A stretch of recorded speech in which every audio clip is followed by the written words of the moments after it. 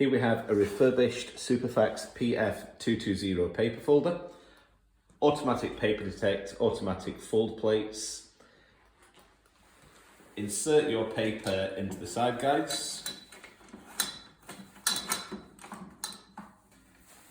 Automatically detects paper size. 6 preset paper folds. For this demonstration, we'll do A4 on a half fold. We can adjust the speed.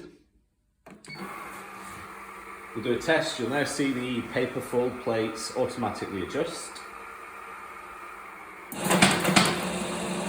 machine will complete 2 tests.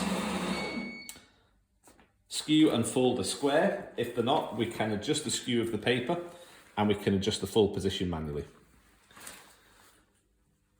Batch counter is also situated on the machine where we can do different levels of batches. It will count down from, for this purpose, 20 down to 0 and then stop.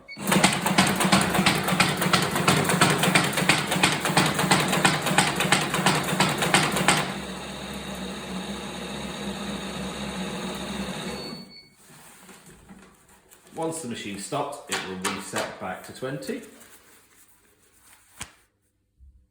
And there you have it.